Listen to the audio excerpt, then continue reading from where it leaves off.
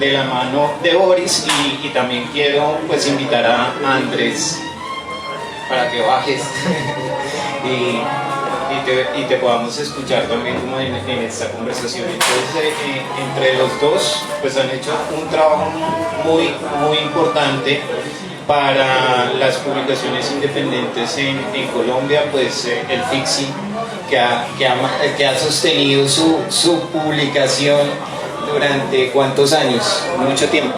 11 años. 11 años de publicación. Y pues tenemos por este lado a Andrés, cierto que pues ha sido productor de fanzine, pero también pues digamos ha traído a Bogotá como este tema del soporte de investigar sobre la publicación independiente, particularmente sobre el movimiento de fanzine.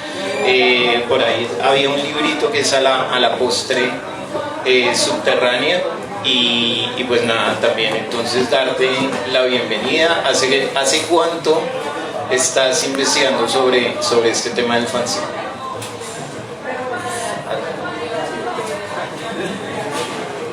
Haciendo ya unos 20 tantos años, y pues investigando, y los festivales empezaron en el 2005 o 2006, entonces pues ya te invito ahí.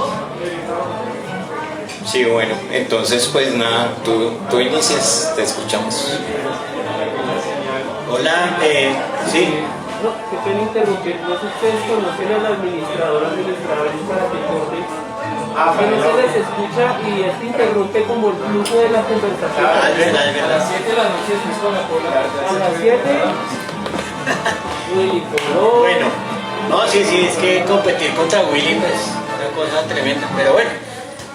Gracias. Pues muy buenas tardes a todos y todas los aquí que están viendo en las redes, que espero sean muchos, porque siempre somos de culto, somos personas que nos siguen muy poquitos, ¿no? Yo creo que en nuestros epitafios estará como fueron personas de culto, pero está bien, ¿no? Pues, ¿cuántos estuvieron en la última cena? 13 personas, bueno, acontecimientos varios.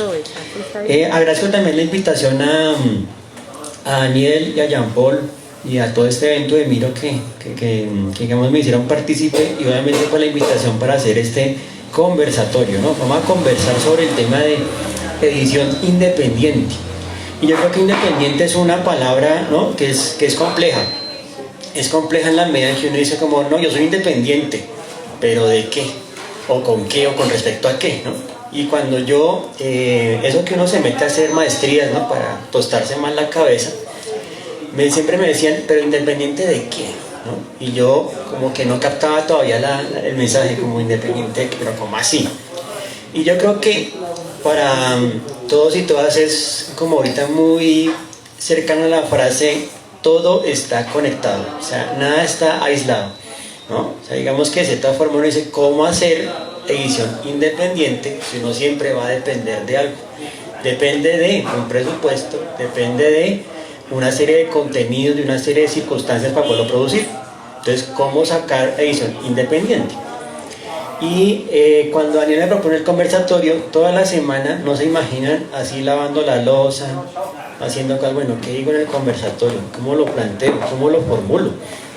Ah, no, pues claro, va por ahí. Mi experiencia, ¿no? Básicamente lo que yo vengo a compartir con ustedes es justamente eso, como la experiencia de hacer este proyecto, ¿no? De hacer un fanzine, ¿no? Yo, por ejemplo, la 100, por ejemplo, el número que fue el año pasado, digamos que con Andrés yo participé en algunas de sus ediciones. Yo creo que él lleva más tiempo que yo haciendo fanzines, ¿no? Y yo participé en algunas de sus ediciones, pero digamos que yo era como muy ajeno, como, sí, el fanzine por allá. Hasta que decidí involucrarme a raíz justamente de mi proyecto de investigación, que era sobre fanzines, y dije, pues bueno, metámonos de lleno en el fanzine. ¿Qué es esto del fanzine? Y empieza uno a indagar, ¿no? Entonces yo creo que para los que están presentes saben o distinguen qué significa fanzine o qué se les ocurre con fanzine, ¿cierto? Bueno, es un término anglosajón que es la unión de dos palabras, una que es fanatic y magazine. ¿no? Entonces, el fanatic es más como el aficionado, ¿no? Como el que le gusta algo, digamos, muchísimo. Por ejemplo, le gusta Willy Colón, pero así, mejor dicho, tiene toda la colección de Willy Colón, se sabe las letras, sabe la biografía, ¿sí? Las lloran, mejor dicho, las sufren, ¿no? Las tensión. Y dicen un día, pues voy a hacer una publicación sobre Willy Colón, a ver pues a cuánto les gusta más. Y ahí te empiezas a dar cuenta que no solamente eres tú, sino que hay más gente que le gusta Willy Colón.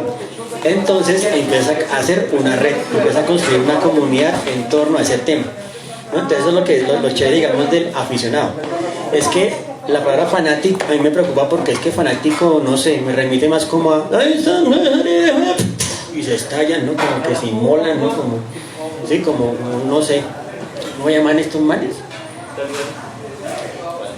Los árabes que se inmolan, que se... Eso, por ahí, el fanático, fanática, ¿no? Los kamikazes, ¿no? Entonces, claro, fanzine es un término que hemos tomado de ese anglosajón, pero que cuando llega a Colombia llega de una forma diferente, porque se construye a partir de la música que surgía en los 80, ¿no? Digamos que así fue como que empezó a llegar el fanzine duro, pero no le decían fanzine, le decían otro tipo de publicación. Bueno, todo este contexto que estoy dando es justamente que cuando empecé a investigar, yo me centré mucho sobre todo en la época del 2000 para acá, y es que el fanzine antes era hecho por personas que no sabían nada de artes gráficas o de diseño, sino que eran personas que les gustaba mucho algo, escribían, lo armaban como podían, lo fotocopiaban y lo regalaban. Pero del 2000 en adelante, mucho profesional egresado de artes, de diseño gráfico, personas de conocimientos técnicos se involucran con el fanzine. Y la gran pregunta es, bueno, pero esto no es de aficionados, o sea, no es de gente ya que no está formada en estas artes, sino que es gente empírica. Y ahora sí los profesionales se están volcando a hacer fanzines, ¿no? Esa era como la primera pregunta de la investigación. Bueno, ¿y por qué? Porque de algún modo el profesional aquí se centra mucho más, es como en no sé, llamémoslo como la complacencia o el dar su trabajo a alguien, y simplemente como que ahí queda el asunto, ¿no? Como que el diseñador le diseña a alguien, el artista hace para alguien, y ahí digamos que queda el asunto, se vuelve una relación como pragmática. Entonces el fanzine se vuelve como el espacio donde realmente uno puede alcanzar su discurso o desarrollar su forma de ver las cosas. Se vuelve como una vía de escape, se vuelve como la ventana, como la posibilidad para hacer algo. Y vuelve la pregunta, bueno, pero la edición independiente, ¿de qué? O sea, ¿usted de qué es independiente? ¿No? Yo quiero ahí como intervenir en varios apuntes, ¿no? Porque digamos también este tema de empezar a hacer una producción como aparte de ese sistema establecido, pues no sea solo en el 2000 ni en los 90, 80, 70, sino es incluso anterior, ¿no? Podríamos hablar también de ese periodo en que llega la imprenta a Colombia, ¿cierto? Y resulta pues que en esos residuos de papel, con esos residuos de papel que quedaban de la imprenta, por ejemplo, cuando hubo toda esta época del bipartidismo, incluso antecitos, se empezaron a generar pues estos choques también políticos, y una manera como de abordarlos pues era a partir de unas papelones, unas papeletas que iban sacando a partir de esos residuos como de papel, ¿no? Y pues bueno, que algunos apoyaban muchísimo ya en épocas del bipartidismo, o a los liberales echándole cosas vainazos en contra de los conservadores, o al revés, exacto. Y pues eso, como que no es un asunto nuevo, sino que también aparece como con ese sistema establecido que da la imprenta, pero haciendo uso también de la misma imprenta. Es un tema como bien interesante allí, ¿no? Entonces, como que es independiente, pero al mismo tiempo depende de esa lógica de producción que se está haciendo actualmente, ¿no? Entonces quería de pronto también pues ya preguntarle al maestro Fritz, al maestro Andrés, pues en esa recopilación tan interesante que está en este libro, que salió pues ya hace unos 7, entre 8, bueno, igual de investigación esto tiene muchísimo más, y ahí como que tú pudiste recoger muchas de esas producciones y muchas de esas cosas que empezaron a salir acá, pues en el país, ¿no? Entonces quisiera como que nos hablaras también un poquito de esos papelitos que pues iban como desplegándose, iban llegando como a las personas de la calle, ¿sí? Y que el medio de difusión es ese, y de pronto que también pues decir que este tema del fanzine pues no es como un asunto, si somos independientes pero pobres y necesitamos de un trabajo adicional, como bien lo dice Boris, para que esto sobreviva, ¿no? Bueno, yo comparto la idea que tú decías de independiente, y siempre ha sido una pregunta que pues nos ha rondado en el espacio, en los que hacemos, porque pues siempre nos definimos más como publicaciones autogestionadas dentro del marco de un contexto social, político, poético, económico, simbólico, y ahí siempre ha estado la atención de cómo y para qué hacer como este tipo de publicaciones. En este libro se recoge pues básicamente el material de una curaduría que hicimos con el espacio en el que trabajaba, que era la Ramona Proyectos, y está enfocado en los años 80 al 2000, que es como el estallido del concepto en Colombia. Pero detrás de esto, en la investigación, pues me he encontrado, como tú decías también, con esa idea de un poco el grabado popular, cómo afecta también a la horizontalidad del que quiere expresar, si quiere decir algo. Entonces siempre ha estado presente. La publicación autogestionada corresponde a esa misma lógica.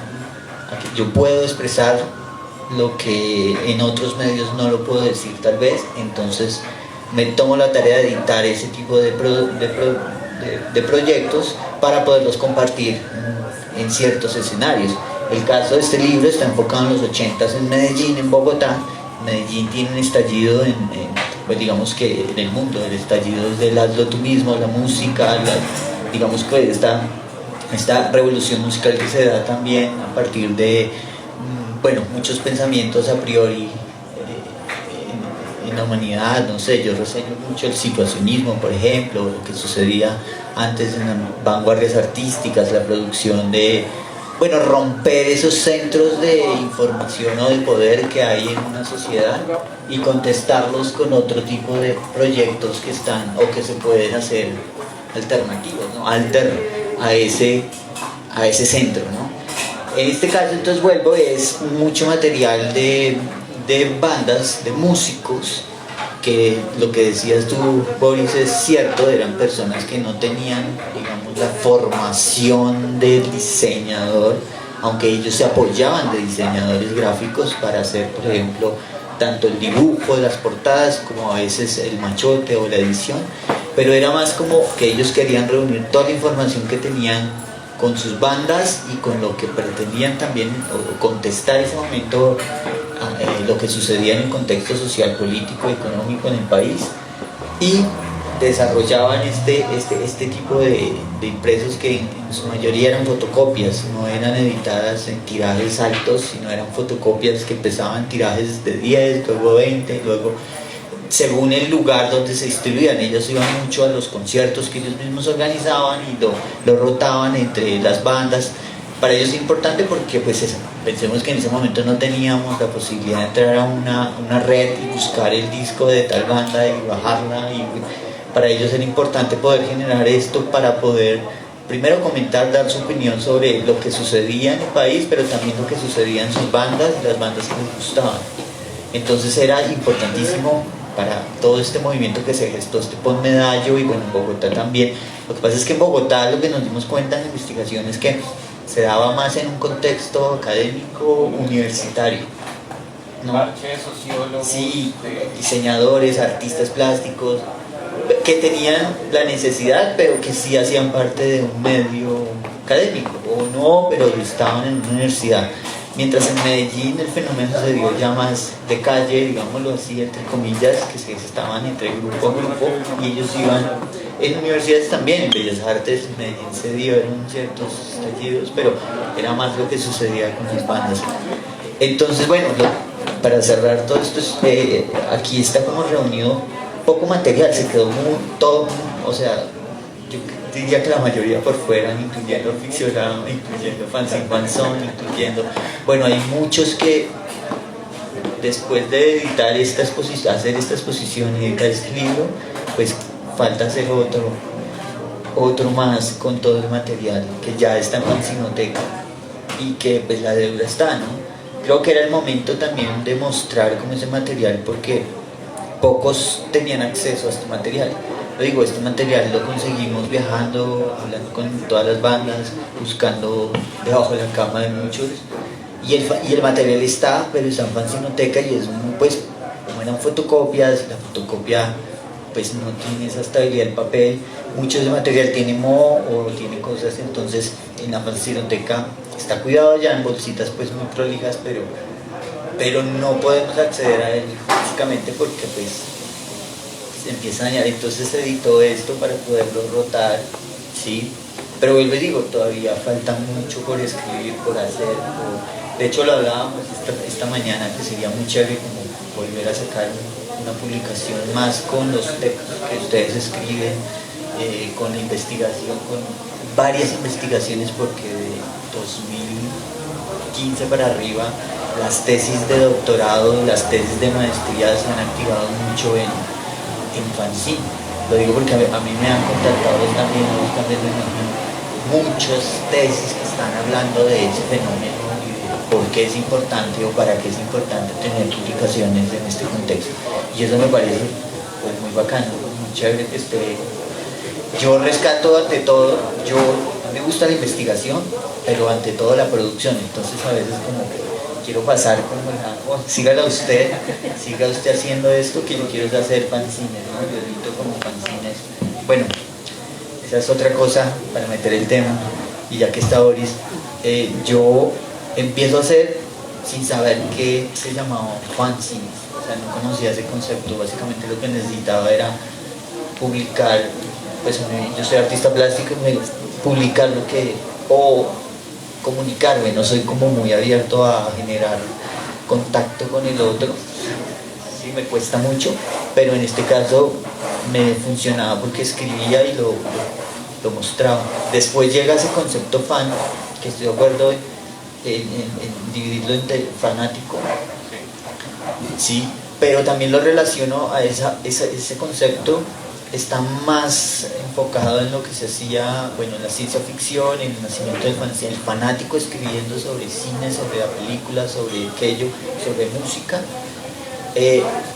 No sé, pero yo nunca me he sentido como metido dentro de eso, porque básicamente yo escribí sobre cosas que me gustaban al comienzo. Después no empecé a hablar ni de bandas ni de música, sino eran más documentos caprichosos de mi trabajo, ¿cierto?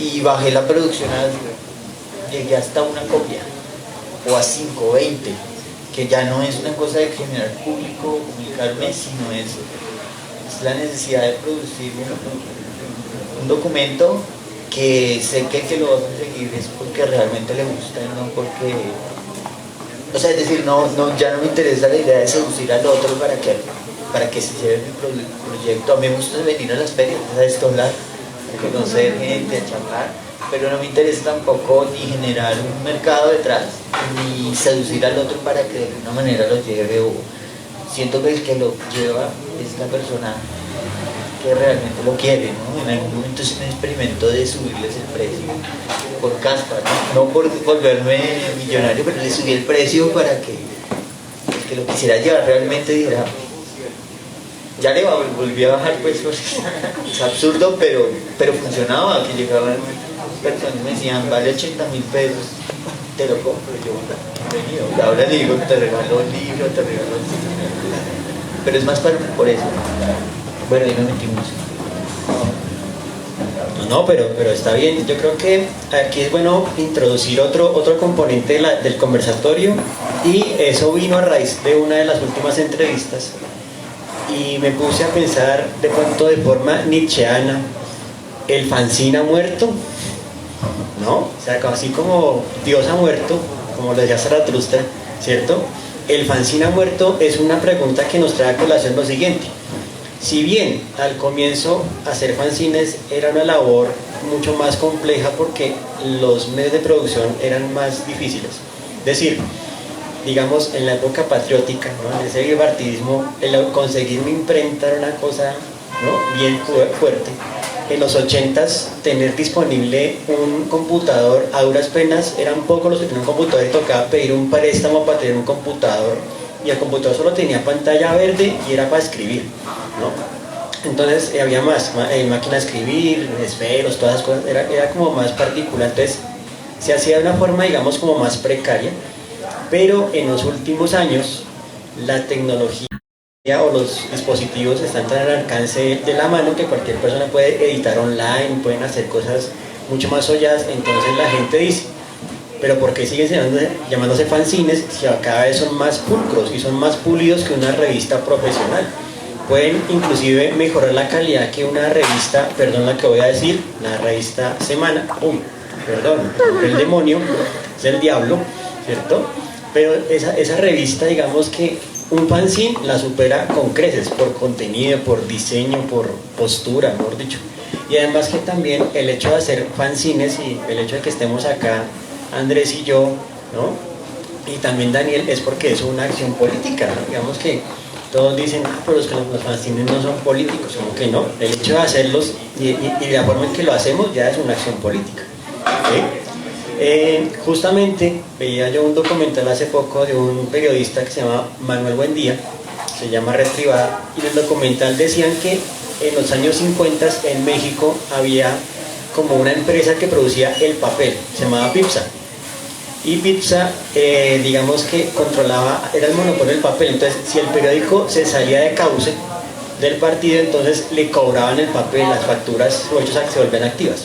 Entonces para no tener problemas, siga por el camino, siga por el ladito y no le cobramos el papel, siga por ahí. Entonces, menos mal que aquí no ha pasado eso, por lo menos que no le digan, no, es que hay un monopolio del papel, entonces, ¿de qué va a ser su fanzine? Ciencia ficción, pero ¿ficción de qué? No, pues de esto. Bueno, vamos a considerarlo a ver si le damos el papel o no. No ha pasado eso. Entonces el papel tiene cierta independencia, aunque lastimosamente como el papel es importado, uno sufre mucho porque, lo que subió fue el papel. No, la plancha no vale tanto, el papel sí vale más, entonces producirlo se vuelve, digamos, ciertamente costoso a nivel litográfico, que es por ejemplo esto, ¿no? Sí, hacer ya la reproducción en litografía que quede bien purito, eso tiene un costo. Obviamente en fotocopia sigue siendo más económico, pero entonces miremos una primera cosa que es, ¿no? El hecho de qué tengo a la mano para hacer fanzines. Lo segundo es de qué hablaremos en los fanzines, ¿no? De qué estamos hablando últimamente. Y por ejemplo, ahorita está pues todo este tema de la coyuntura del estallido social, ¿sí? Y yo por lo menos sí me considero el peor marchante del mundo. O sea, yo nunca he salido a marchar, ¿sí? Y yo de cierta forma digo como, pues sí, yo apoyo el paro, pero es que no sé, yo soy muy gallina para eso. Y no sé, nunca me he sentido tan cómodo como diciendo cosas directamente, o por lo menos poniendo la cara de este o este otro, porque siento que es darle más poder a esas personas. No sé qué opinan los demás, pero yo por ejemplo digo, si yo pongo la cara de este señor y lo nombro todo el tiempo, pues le estoy dando más poder. Por ejemplo, ¿cuántas veces nombramos a Adolfo Hitler? Hitler es muy malo, pero es inmortal porque todo el mundo lo nombra, lo muestra en cada ratico. Bueno, eso fue un error de armado. Por eso lo tengo. Sí, es curioso, fue un error de armado. Eso es inacunable, ¿no? Entonces, uno puede, digamos, yo pienso que uno también participa de ese tipo de fenómenos en el fanzine, pero desde otro ángulo. Entonces, por ejemplo, a mí me gusta mucho hablar desde las metáforas. Me gusta mucho usar metáforas y usar, digamos, cuentos inventados. Uno que hice últimamente tiene que ver con el reggaetón. No sé, un día estaba conversando con alguien y dije, no, es que el reggaetón es un plan de la CIA para aumentar el índice poblacional de Latinoamérica. ¿Qué? ¿Cómo así? Pues claro, es el plan PAPI. O sea, el programa para aumentar el índice de natalidad. ¿Cómo así? Claro, mire, en los años 50 está el proyecto MK Ultra, ¿sí? Entonces el MK Ultra falló, entonces un agente de la CIA se involucra con un productor puertorriqueño y empiezan a generar el sonido que estimula las hormonas y que haga que ahí mismo se pongan a procrear. Y la cinta se llamó el cassette 38. Esa fue la cinta y la produjeron con los de la CIA. Y no, Boris, ¿qué te pasa? ¿De dónde sacas todas las ideas? Le dije, no sé. Pero fíjense que ahí utilizo esa metáfora para darle sentido, ¿no?, al tema de por qué el reggaetón gusta tanto, ¿no? Yo siempre me mortifica como, pero ¿por qué? ¿Por qué el reggaetón? ¿Por qué les gusta? Claro, entonces un plan malévolo del imperio. Entonces, desde ahí me interesa mucho más hablar esas cosas, ¿no? Y ahí tengo otras conspiraciones en curso. Justamente este año el tema del fanzine va a ser conspiraciones, ¿no? Bueno, ahí tenemos los que si quieren participar, ahorita tenemos unas hojitas donde está la convocatoria, pero a mí me gusta hablar más de eso. Entonces ahí en ese caso siento que puedo ser independiente, o sea, como que no me van a juzgar por lo que estoy diciendo, porque están diciendo, este es un bufón, o sea, es un saltimbanquín ahí haciendo malabares, y los que me pongan cuidado dicen como, oiga, no, el man está hablando cosas chéveres, está haciendo una reflexión interesante, pero no lo está haciendo de forma directa, porque nunca ha sido bueno para hablar directamente. O sea, yo no soy como, bueno, yo soy como, no, espera, voy a utilizar una metáfora, una parábola. No voy a utilizar una parábola. Y ahí empieza también el contenido, cómo lo va a tratar. Inclusive en algún momento, una de mis ediciones, no sé, me dio la idea de poner a Jesucristo con un negro, ¿no? Y yo no sé, de un momento a otro como que mi mente dijo como, alto, Boris, no hagas eso. ¿Quién me habla? Pues soy tu otro yo. Pero otro yo, ¿no te parece gracioso? Sí, pero puede seguir a la demás gente. Piensa en la demás gente, Boris. Y yo, tienes razón, Boris. No hagamos esto. No puede ser peligroso. Entonces se vuelve también como un ejercicio de autocensura, qué puedo decir, qué no puedo decir, ¿no? Y poco a poco uno va cogiendo también como mayor seguridad en lo que quiere publicar. Pero a mí siempre me ha gustado más es como hablar con metáforas, como con inventarme cosas, ¿no? Inventarme diferentes teorías. Y eso surge pues de conversar con amigos en ferias o en la casa, o inclusive hablando con doña Fixia. A veces como que ahí se disparan las ideas, ¿cierto? Pero eso también es un poco el tema, ¿no? Entonces, ¿qué tipo de contenido, qué tipo de material, qué tipo de cuántas páginas lo voy a hacer, ¿no? Y otra cosa es que mantenerse en el tiempo es complejo, ¿sí? Porque la gran mayoría me asocia o me dice, no, es que usted es como el caballero del fanzine. Yo, caballero del fanzine, sí, porque es que usted ha durado mucho tiempo, ¿cómo le hace? Y dije, no, pues primero no sacrifico presupuesto familiar, o sea, lo del mercado está asegurado, lo de Ficciorama esta parte tiene su propio fondo de seguridad, mucha esa plata no toca, porque es de Ficciorama y el man se pone bravo, ¿no? Somos como, no sé, es como un juego ahí bien interesante el asunto. Bueno, no sé. Bueno, sí, es que pues hay como tres cosas en remojo y quiero como empezar también a retomar. De pronto iniciamos con este tema que va un poco en la vía en que estabas iniciando la conversación, que la retoma también Andrés, y es un poco, digamos, el tema de la autogestión, ¿no? Digamos, porque digamos algo que venía como de esa posición como de los fanáticos, como de generar una especie de magazine o un pasquín, digamos, en el caso de ese medio que es muy similar al periódico. ¿Por qué se genera como esta noción de los fondos de autogestión, ¿no? O sea, ¿qué hay detrás de eso?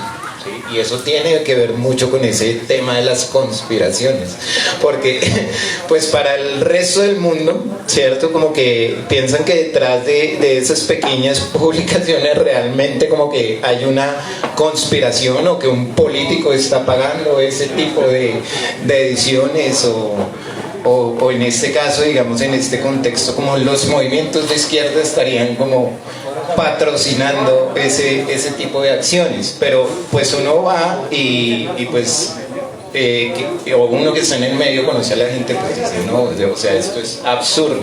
Pero sí hay un tema muy importante que es como ese proceso de autogestionarse a sí mismo, de ese proceso también de una edición de pronto más independiente, ¿cierto? Independiente a lo que está pues establecido en el sistema, y eso también pasaba mucho con la música, ¿no? Como en ese periodo entre 80s, 90s, que no es solo como el fanzine que está detrás de la música, sino eran estos grupos que también pues no tenían posibilidades para grabar, pero también había como una ideología detrás de ello, que yo no quiero grabar con el estudio, ni con los medios, ni nada, sino pues hay unas posiciones muy fuertes desde el punk, desde el underground, que se empezaron a dar bastante. Sí, e incluso el proceso de producción del sonido, de la música, pues era la autograbación del cassette, ¿no? O sea, todo empezaba también por ahí. Y regularmente, pues esos fanzines, yo recuerdo mucho que eran las carátulas de los cassettes, entonces ahí uno levantaba la tapita del cassette y podía sacar su papelito y podía ir desplegando su papelito, y ahí encontraba pues las letras de las canciones, o encontraba denuncias, o encontraba gráficas, o el papel estaba tan bien doblado que uno terminaba desdoblando esa vaina y aparecía pues un afiche, ¿no? Que acompañaba pues ese proceso. Entonces detrás de eso pues hay unos procesos muy interesantes que tienen que ver con esa idea del hazlo tú mismo, el DIY, ¿cierto? Como de una cultura más libre, abierta, pero también a veces no eran solo como los parches solos, habían ideas individuales, pero también esa noción de lo colectivo como que siempre ha estado ahí inmersa en todo ese proceso, ¿no? Entonces como que hay esa idea en el tintero para que de pronto hablemos un poquito más también desde allí, ese tema también de lo conspirativo que tiene que ver en parte también con eso, y cómo tú propones ahorita una convocatoria que está generando como ese programa de, bueno, vamos a conspirar, pero utilizamos también el medio para hacerlo, ¿no? Entonces es bien interesante. Entonces no sé quién quiera iniciar. Andresito. Sí, la autogestión, o sea, yo estoy de acuerdo también con lo que decías de la autogestión. Yo creo que tiene tres como matices. Uno es como ese acto estético, que no es un problema solo estético. Detrás de eso hay una construcción de un folleto, de un color, de una composición, pero ante todo es un acto poético y político, como que el triado siempre va a estar ahí, lo que decías, ¿no? Es una postura de entender la vida desde un punto de vista y poder decir ciertas cosas con ciertos elementos.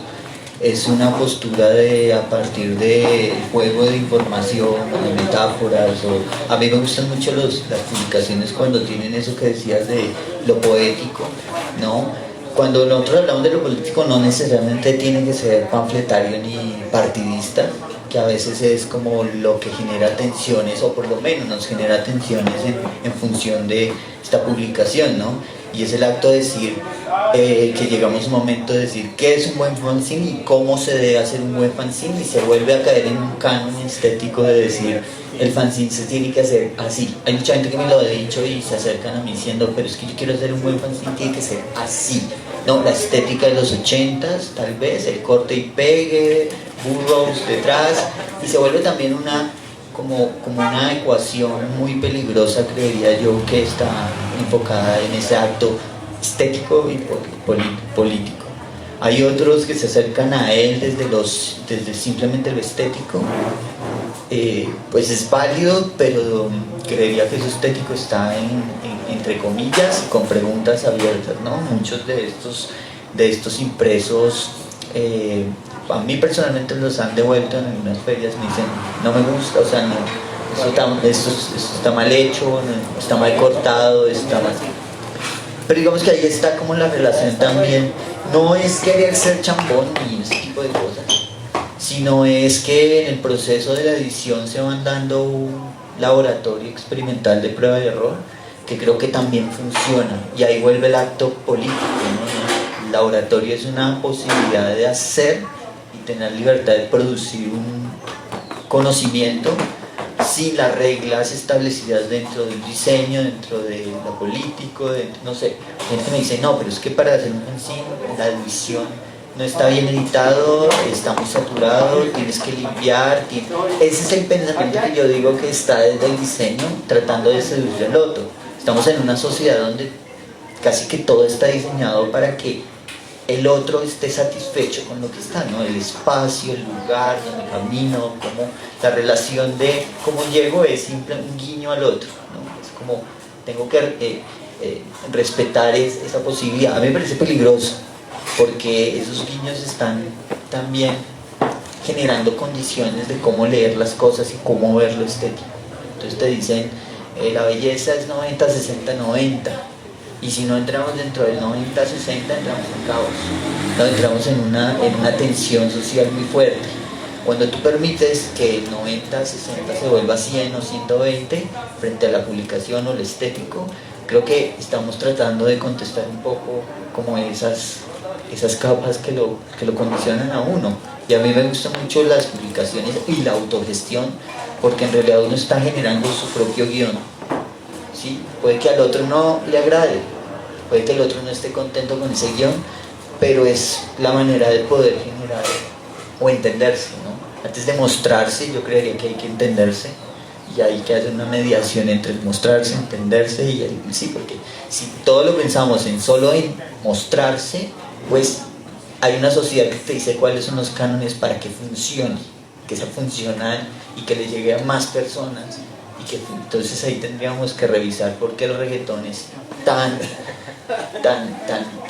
¿cierto? Y nos vamos a dar cuenta que es unas normas que están establecidas dentro de un sistema en la que muchos músicos deciden que van a aplicar eso para poder ser más rentables y moverse en un medio, ¿no? A veces se vuelve un poco romántico esto que digo, pero creo que es necesario a veces frente a este acto político pensar en otros caminos. ¿Y qué piensas de la colaboración?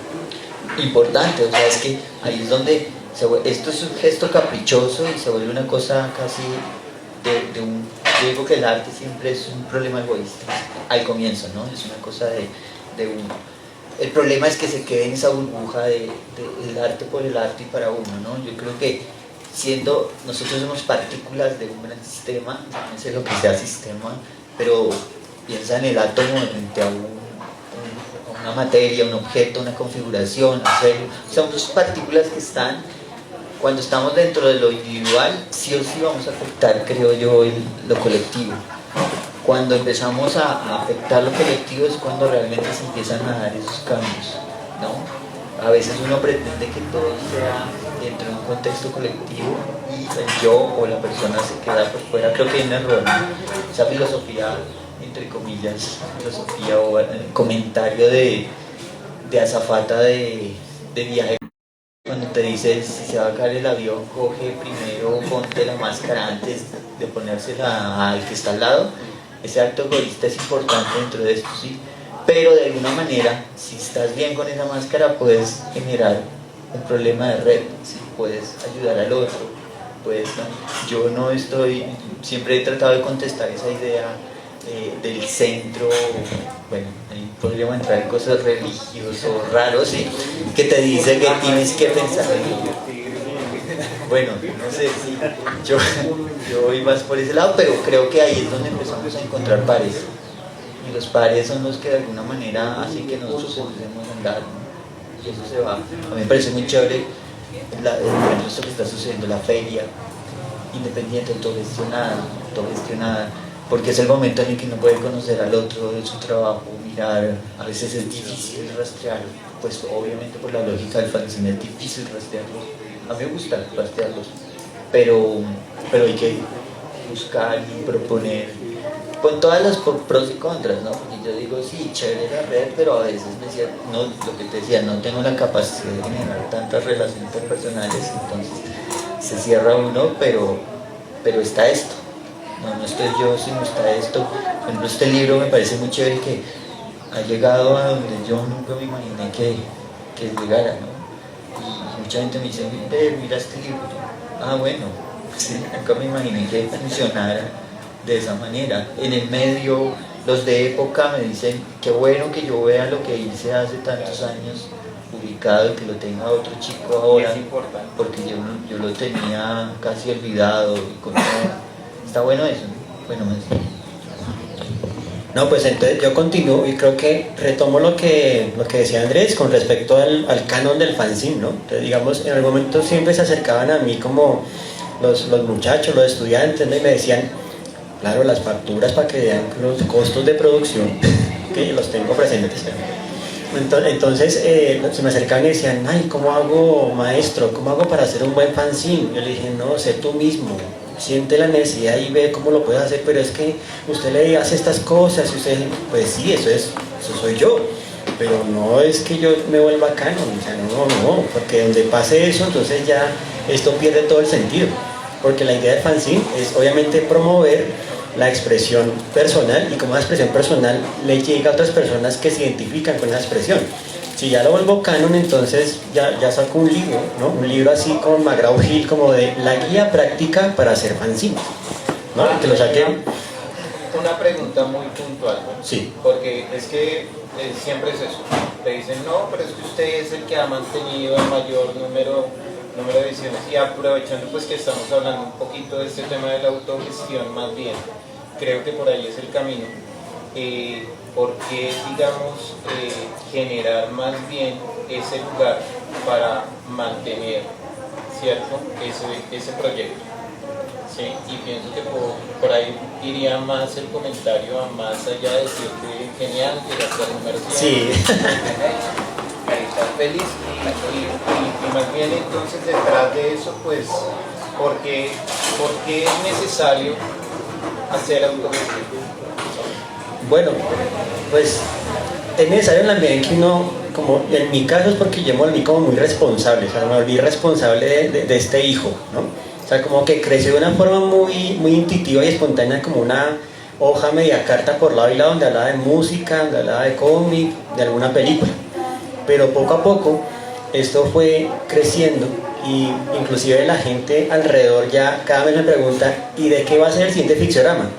Digo, pues no sé, pero algo saldrá, no me preocupe, o sea, yo respondo, ¿no? Entonces, y además que cuando nace también el nombre, ¿no?, que es Ficciorama, que por cierto significa como una mirada ante la ficción, es como un alter ego, es como ese yo ideal, ¿no? Como ese yo que de cierta forma estaba guardado muy adentro por aquello de la madurez, ¿no? Me dice, no, yo ya maduré, yo dejé los cómics y dejé las películas, yo ya soy una persona madura, yo soy muy serio, yo tomo trago y pum, no. Madurar significa hacerse cargo de las cosas, ¿no? Entonces, Ficciorama fue como el que me volvió a traer ese niño interior, ese niño que estaba ahí como queriendo salir, ¿no? Y que quiero jugar, quiero hablar de estas cosas, quiero hacer. Entonces, este espacio se vuelve como básicamente esa posibilidad de mantener a flote aquello que realmente, por así decirlo, me hace feliz, ¿no? Me rejuvenece, o sea, hacer este fanzine cada mes es como devolver un poquito más en el tiempo, ¿no? Entonces me rejuvenece, ¿no? Inclusive me dicen, pero ¿cómo haces para ser tan joven? Ah, no sé, ¿no? Creo que hago las cosas bien, ¿no? Bueno, una cosa es la barba que sí ya se blanqueó muy rápido, pero no, yo soy una persona muy joven, ¿no? Y yo veía a los Thundercats, esto es muy joven. Bueno, y me acuerdo, hace poquito estaba viendo esta serie Breaking Bad, ¿no? Y recordemos que en Breaking Bad, que es como el desarrollo del villano, aparece Walter White, que es profesor, lavaautos y demás, y Heisenberg, que se vuelve su otro yo, ¿no? Pero ese otro yo, ¿cómo lo contamina? Hasta el punto de que lo convierte, ¿no?, en una persona oscura. Menos mal que Ficciorama no es tan oscuro, o sea, eso es lo chévere, ¿no? Digamos que Ficciorama vino a contaminarme, pero a contaminarme bien, o sea, como a sacar, ¿no?, eso que yo tenía muy guardado y que siempre había querido hacer, y además que era como por miedo, ¿no? Porque otra cosa también es como falta de confianza, como que, ay, mis amigos sí sacan y yo no saco nada. Y la cuestión es que por lo menos para los ilustradores o los diseñadores el camino a veces es muy cerrado porque es como pocas editoriales y la estructura muy jerárquica, ¿no? Te impide como acceder muy rápido a las posibilidades, digamos como llegar a una editorial y tener, ¿no?, un trabajo como ilustrador es complejo. No, bueno, no tanto en el momento en que yo empecé. Entonces digamos que para mí se ha convertido también como en la forma de seguir, ¿no?, explorando, aprendiendo y desaprendiendo también del oficio, ¿no? Porque otra cosa es que yo me formé como diseñador, pero creo que he aprendido más haciendo fanzines y en las ferias y todo este cuento que en la misma universidad. La universidad te enseña como unas ecuaciones, por así decirlo, unas fórmulas, ¿sí? Pero cuando uno las viene a aplicar acá uno dice como no, está equivocado, ¿no? Toca desaprender cosas, reaprender, ¿no? Y este fanzine también me ha hecho por lo menos ser partícipe de todo el proceso. O sea, yo estoy desde que lo hago en el computador hasta que voy a la imprenta, hablo con el impresor, le digo, no, mire, corríjame esto, no, bájale esto por acá, ¿no? Antes como que yo le entregaba al cliente y bueno, lo dio a usted, ¿no? Todo bien, ¿no? Listo, le entregué, ya, a ver la plata, listo, cumplí, bien. No, aquí ya es diferente porque es, no, ahora toca mirar la imprenta, toca a ver, miremos el machote, ¿no? Se vuelve uno como más responsable, ¿no? Digamos como que asume más responsabilidades, digamos que el contenido esté en sus buenas intenciones, ¿no? Otra cosa que tú me comentabas era el trabajo colaborativo, ¿no? Sí. Y en algún momento pues yo tuve un socio, tuve un partner que aportaba capital y aportaba ideas y durante una época fue lindo, ¿no? Fue una época de oro, fue como que, ay, pongo menos plata, estamos bien. Pero este otro socio, este partner empezó a volverse cada vez más obsesivo, ¿no? Y empezó a decir, bueno, yo hago todo el diseño, hago toda la producción, usted hágame estas cositas, ¿no? De pronto ayúdeme con esto, ¿no? Y dije, en un momento, si es mi partner, ¿por qué me está como sacando de mi propio proyecto? ¿Qué es esto? Y le mandé una pastoral por correo, ¿no? Le mandé un correo, ¿sí? Fui muy cobarde, no le hablé de frente, ¿no? Le mandé un correo y nos dejamos de hablar como por un año, ¿no? Pero cuando pasó eso, digamos que me di cuenta de no, realmente este fanzine es unipersonal. De pronto sí hago convocatorias para ver otros trabajos, otras visiones, otras miradas y eso me ha funcionado muy bien. Y ahí viene otra parte que es el tema de editar, ¿no? Ser editor. Y yo digo, creo que el fanzine me enseñó que editor es, ¿no?, aprender, ¿cierto? Como a tener la capacidad de ver qué es lo que propone esa persona y respetarlo a tal punto de publicarlo tal como me lo mandó, ¿sí? No decirle como, oye, me encanta tu participación, pero ¿por qué no le haces esto aquí, le escribes eso acá? No, o sea, lo que mandan, ¿cierto? Yo lo reviso, digo, oiga, esto sí vale la pena, lo publicamos. Si no, se le dice, no, tu aporte no quedó para esta, de pronto para la siguiente tal vez. Pero entonces editar significa también conocer o empezar a entender qué es lo que propone esa otra persona en su escritura, en su dibujo, ¿no? Y eso digamos que he tratado de mantenerlo en la edición, ¿no? Como que respetar al máximo lo que produce la persona, ¿sí? De pronto le corrijo, cuando se ha escrito le corrijo alguna cosita. Bueno, eso es otra cosa muy importante, que al comienzo me decían, ay, pero es que ese pictograma, ¿quién será? Porque no sabe escribir. Porque no, le faltan tildes, puntuación, no tiene fluidez. Terrible, esos fanzineros no van a escribir, ¿no? Cuando ya se pillaron que era yo, me decían, no, si que yo hago corrección de estilo gratis, no hay problema. Bueno, listo, se lo mando y usted me deja hacer la corrección de estilo. Pero eso también me implicaba aprender a escribir, ¿no? Porque eso es como otra cosa. O sea, digamos que no aspiro a ser escritor, pero por lo menos escribir buenas introducciones o buenas editoriales.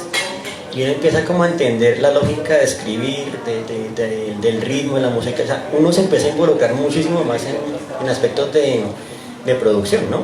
Y vuelvo otra vez como a la pregunta de por qué mantener un espacio con pictograma, porque es la condición de posibilidad para seguir, ¿no? Apostándole a, primero, divulgar aquello que la gente no conoce del todo, porque es que realmente la cultura se está viendo como un cuento para muy pocos, ¿no? Entonces el fanzine tiene un propósito de acercar a la gente a autores, ideas que de pronto no conoce, ¿sí? Por ejemplo, yo hablando con algún estudiante de alguna ley, ¿usted conoce el trabajo de tal autor? No, ni idea de ese, ¿dónde es? No, de tal lado. Uy, no, toca hablar de eso. ¿Sí? Entonces yo he tratado, por ejemplo, de acercar a autores que son latinoamericanos que escriben esa ficción, de autores poco conocidos de esa ficción, porque tú vas a Lerner y solamente ves Asimov, Bradbury, de pronto Philip K. y por ahí unita, ¿no? Y ya. Ah, y ahorita Cixin Liu, que es la novedad china, ¿no? Pero el resto no conocen más. Y la ciencia ficción tiene millones de autores, millones de ideas hace poco hay uno que se llama, encontré un libro que se llama Mecasmo, ¿no? Que es un científico que crea una máquina que se alimenta de metal y puede aumentar su tamaño, pero ¿qué decir la máquina? Reproducir a sí misma y convertirse en un ejército que se revela a su creador, ¿no? Digo, esto está muy volado, ¿no? Venga, ¿qué más ideas hay por acá? Entonces, esas cosas son las que me animan mucho a divulgar, ¿no? Porque hay gente que dice, ay, pero tú estás creado. No, espere, miremos y hagamos arqueología, ¿no? Entonces, para mí esa es la responsabilidad con Ficcionama, digamos, divulgar, acercar a la gente a estas ideas de la ciencia ficción, a volverla popular realmente, ¿no? ¿Sí? Igual, como repito, pues yo soy de culto y ahora apenas logro vender 300 ejemplares, pero en año y medio, entonces, ¿no? Una cosa complicada, pero lo logro y afortunadamente la familia apoya. ¿Cada cuánto sale? Bueno, el especial sale cada año, ¿no? Cada año, y más o menos tarda un proceso como te digo, de 6 meses por ahí vender, acabar todo el stock. Atrasado. Vamos atrás. Exacto, sí. Sí, no, inclusive los inventarios en la casa son como de, bueno, ¿cómo va el inventario? Uy, pero ahí lo veo lleno de esas cajas, ¿qué vamos a hacer? No, no te preocupes, mi amor, yo vamos a hacer toda la campaña de marketing para vender. Sí, toda la vaina, ¿no? Porque también me toca aprender eso, ¿no? Aprender a hacer marketing, a hacer publicidad, a hacer cositas, ¿no? Entonces para mí este espacio es como realmente el lugar donde me siento a gusto, es mi patio de recreo y de tal forma pues mientras yo siga respirando esto seguirá existiendo de cualquier forma. Bueno, yo tengo como una última pregunta porque yo creo que ya nos van a jalar las orejas por el espacio, pero voy a aprovechar ya que introduciste el tema de la edición, pero también tiene que ver ese tipo de edición que tú comenzaste a hacer, pues también como si fuese una curaduría, ¿cierto? Entonces prácticamente con Andrés, pues Andrés fue como un curador para este proyecto, o sea, como curador editor también. Entonces ustedes cómo sienten de pronto esas diferencias entre un proceso y otro, y por lo otro sería, bueno, y ahí hay un tema de criterio denso de qué es lo que se deja por fuera y qué es lo que va, ¿no? Pues ya con todo este tema de lo que se está hablando, o no sé si es que se deje por fuera algo y hay cosas que van, o pues si eso que no va realmente se está como poniendo como en remojo para poder hacer otros proyectos y otras cosas con ello, ¿no?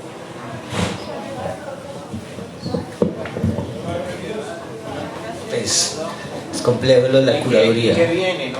O sea, ¿cuáles son los proyectos que vienen también con el uno? Sí, es complejo porque siempre que me han preguntado, pues a partir del fanzine manejo un espacio dedicado a la difusión y la exhibición y la creación de prácticas artísticas que tienen que ver o que están cercanas al concepto del fanzine, pero también plástica. Yo soy artista plástico, no soy diseñador, entonces me gusta mucho como pensar que ese espacio está abierto para muchas personas que quieran proponer cualquier tipo de proyecto. Cuando nos sentamos con los que trabajamos en algún momento en el espacio a definir cómo seleccionamos las piezas, nos dimos cuenta que había un gran problema y era que nosotros mismos generábamos filtros a lo que estaba haciendo. Entonces abrimos las puertas para que cualquier persona que quisiera montar lo que quisiera, solo lo montaba. Con el tiempo nos dimos cuenta que pues primero nos saturamos porque era mucha información, muchos eventos y no era simplemente un acto de hacer por hacer, sino sentarnos a pensar qué era lo que realmente nos interesaba en ese filtro que tú dices. Pues fue complejo, o sea, una cosa así como, bueno, no le podemos dar un estatus, esto nos parece, a nosotros nos gusta más, pero es funcional para ciertas cosas. Lo único es como, primero nos interesaba procesos que estuvieran en el tiempo, es decir, que aunque a mí me encantan los fanzines que salen una edición y no más, sí, me encantan conseguir esas. Para la curaduría de nosotros sí buscábamos piezas que por lo menos colectivos o personas que estén interesadas, que estén trabajando ya y que lleven varios o que estén insistiendo mejor en producir esto. Y más allá de eso es el gusto de nosotros, porque será como nuestro espacio y decidimos qué nos gusta, pero sí pretendimos abrir mucho como ya en estas curadurías como el libro y esto, pues básicamente es que sean o que hayan hecho parte de cierto momento en la historia y que hayan trabajado en función de eso, ¿sí? Muchos temas desde diferentes enfoques, esto por ejemplo se da mucho más desde la música, pero me interesan mucho lo que sucedía en las universidades, desde literatura, desde... sí, mucho, o sea, todas las carreras en las universidades tienen publicaciones autogestionadas de estudiantes. Tengo unas de la Sociedad Colombiana de Ciegos, que me encanta, del año 40, inclusive, que era una edición que sacaban para ellos, o cosas que han editado lo que no comparten gustos, pero me parece chévere que tienen la oportunidad de publicar también sus impresos. Entonces colecciono cosas desde, políticamente activos y otro tipo de cosas. Entonces es una pregunta difícil que sigue, no sé, yo no sé qué va a pasar nunca. No sé hacer más, entonces todo el tiempo estoy como invirtiéndole a esto. Eso es lo que ha pasado, ¿no? A diferencia, los años se dan porque insistiendo en eso no sé hacer otra cosa. Entonces, pues vamos a ver qué pasa. Esperemos a ver qué sucede. Bueno, no, igual, yo creo que también el filtro, ¿no? Se vuelve justamente es por el mismo tema que voy lanzando. Por ejemplo, en la convocatoria anterior, la número 100, la gran pregunta era: ¿usted cómo se imagina que es Ficciorama? ¿Qué es para usted Ficciorama? ¿Es un alienígena? ¿Es un ser? ¿Es un robot? ¿Qué es para usted? Entonces, pues muchos lo terminan asociando como con un humanoide, ¿no? Particularmente que usa cierto tipo de accesorios y más cosas, ¿no? Y cuenta que lo ven en la 19 contactado por alienígenas, ¿no? Entonces, ahí viene el rollo, ¿no? Digamos, de este asunto de curar, ¿no? Según el tema, cómo, qué filtro, qué se queda, qué no queda. Y digamos que ¿qué vendrá o qué viene para el futuro cercano de Ficciorama? Pues básicamente aquí ya, menos mal, Daniel trajo el volantico, ¿no? La convocatoria que estamos haciendo, que es de conspiraciones, ¿no? Estamos hablando de conspiraciones. Cuando un gobierno no funciona, siempre hay conspiraciones que le dan sentido. Entonces, ya vimos una que era el tema del reggaetón, ¿no? El reggaetón y cómo aumentó la natalidad en América Latina. Entonces estamos a la búsqueda de ideas de conspiración bien importantes, ¿no? Bueno, y ese es el futuro se diluye con la música. El futuro se diluye. Ya.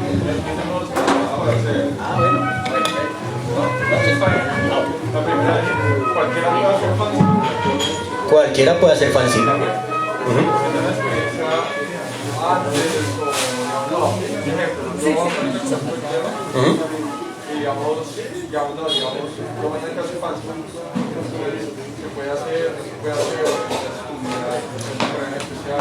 No, para nada. Digamos que afortunadamente está YouTube, que te provee muchos tutoriales